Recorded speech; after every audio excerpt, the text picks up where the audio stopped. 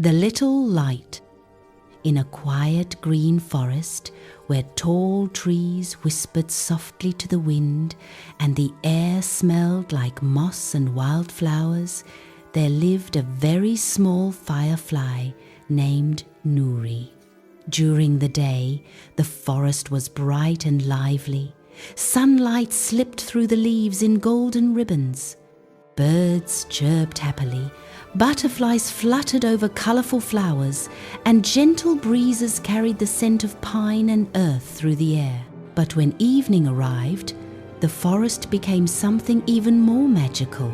As the sun slowly slipped behind the distant hills, and the sky turned soft shades of pink, orange, and purple, tiny lights began to appear among the trees. One by one, hundreds of fireflies rose into the cool evening air. They floated above the grass like tiny glowing stars. They twirled between tree branches. They blinked warm golden lights that made the entire forest sparkle like a living sky. It was the most beautiful sight in the whole forest. But Nuri did not dance with them. Instead, he stayed hidden behind a large leaf near the edge of the forest. Because Nuri was different. While the other fireflies shone bright and strong, Nuri's light was very small, so small that sometimes it barely showed at all. Sometimes his glow flickered like a candle in the wind. Sometimes it faded away completely. Night after night, Nuri watched the other fireflies laughing and glowing together in the warm evening air. They moved like tiny constellations floating through the trees. They seemed so confident, so bright, so happy. Nuri wished he could join them, but he was afraid. Afraid someone might notice how dim his light was. Afraid someone might whisper, "Look at that firefly. He barely shines." So he stayed quiet and alone behind his leaf. Every night, watching, wishing. One evening, Nuri sighed softly. "I wish I could shine like them," he whispered. Above him, the branches swayed gently in the breeze, as if the forest itself was listening.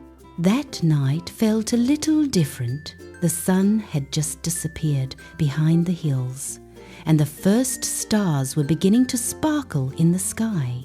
Nuri slowly floated out from his hiding place. He hovered quietly in the cool night air and looked up at the sky. "I wish my light mattered," he sighed. Just then he heard something unusual, a soft sound. Sniff, sniff! Nuri turned toward the forest floor. Someone was crying. Curious and concerned, he floated down through the tall grass. Below a large spotted mushroom sat a tiny rabbit. The rabbit's fur was soft grey, and his long ears drooped sadly. His little nose twitched as tears rolled down his cheeks. Nuri hesitated for a moment, then gently floated closer. "Hello?" Nuri said softly. The rabbit looked up in surprise. "Oh," he said quickly, "I didn't see you. Are you okay?" Nuri asked. The rabbit shook his head slowly. I'm lost." His voice trembled. "I was following butterflies this afternoon and I wandered too far. Now I can't find my home." The forest was growing darker. The spaces between the trees were filling with shadows. Leaves rustled softly in the wind, and somewhere in the distance, an owl hooted. The little rabbit's ears trembled. "I'm scared," he whispered. Nuri looked around. The forest really was very dark now, too dark for a small rabbit to safely find his way home. Nuri's tiny light flickered gently. He felt nervous. "My light isn't very bright," he said quietly. "But maybe I can help a little." The rabbit wiped his tears and looked up at him hopefully. "A little light is still light," the rabbit said. Those simple words made something warm glow deep inside Nuri's chest. No one had ever said something like that to him before. Nuri floated a little higher and tried to glow as brightly as he could. "Follow me," he said. His light wasn't strong, but it created a small golden circle on the ground, just enough to see the path ahead. The rabbit stood up and hopped behind him. "My name is Milo," the rabbit said softly. "I'm Nuri," the firefly replied. Together they began their journey through the dark forest. Step by step, hop be hop, glow be glow. The forest at night was full of quiet sounds. Crickets sang cheerful songs in the grass. Leaves rustled softly overhead. The wind whispered gently through tall trees. Milo stayed close behind Nuri's small golden glow.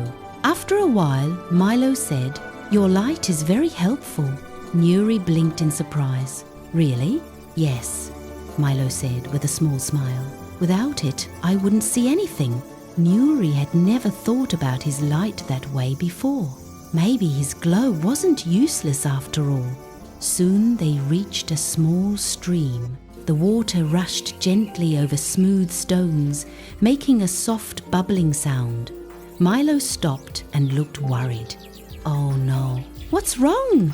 Nuri asked. "I don't know where to step." The stones were slippery and difficult to see in the darkness. Nuri flew lower and concentrated. His tiny light reflected on the wet rock. "Step there," he said carefully. Milo hopped onto the first stone, then the second, then the third.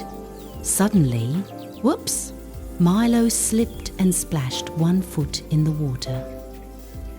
But he quickly balanced himself again. "I did it," Milo laughed happily. "You helped." Nuri smiled shyly. His light flickered warmly. They continued deeper into the forest. Soon they reached a narrow path covered with fallen leaves. The trees grew taller and thicker here. Their branches blocked most of the moonlight. The forest became darker than ever. Now Nuri's tiny glow was the only light guiding the way. But flying and glowing for so long made him tired, very tired. His light flickered again. I might need to rest soon," Nuri said softly. Milo looked worried. "But we are still far from my home." Nuri floated a little slower. His wings felt heavy. Maybe the other fireflies were right. Maybe he simply wasn't strong enough. But then he looked back at Milo. The little rabbit was trying his best to be brave, but his eyes still held a small spark of fear. Nuri took a deep breath. "I'll try a little longer," he said. After some time, they reached a wide meadow. Tall grass swayed gently in the cool night breeze. Moonlight touched the tops of the grass like silver paint. Milo suddenly stopped. "Wait," he said. "What is it?" Nuri asked. "I remember this place." Milo's eyes lit up with excitement. "There's a big tree nearby." "A huge oak tree with a hollow inside. Is that your home?" Nuri asked. Milo nodded eagerly. "Yes, my family lives there." Nuri felt a burst of happiness. They were getting closer. But just then, something unexpected happened. Dark clouds slowly moved across the sky. The moon disappeared behind them. The meadow became darker than ever before. Now Nuri's tiny glow was the only light in the entire field. Milo moved closer to him. "I'm glad you're here," he said softly. Nuri's wings trembled with exhaustion, but he kept glowing, even when his light flickered, even when his energy faded. Because now someone needed his light. Suddenly Milo shouted, "Look!" Ahead of them stood a giant oak tree. Its trunk was wide and strong. Near the bottom was a large hollow opening. A warm, golden glow shined from inside. Milo's face filled with joy. "That's my home," he ran forward. "Mom! Dad!" From inside the tree, several rabbits rushed out. "Milo!" they cried. "We were so worried." They hugged him tightly. "We searched everywhere," his mother said. "I got lost," Milo explained. "But someone helped me." He turned and pointed toward the meadow. There hovered Nuri. His tiny light was very faint now. He was so tired he could barely stay in the air, but he felt happy, very happy, because Milo was safe. Milo hopped back to him. "This is Nuri," he said proudly. He guided me home. The rabbit family smiled warmly.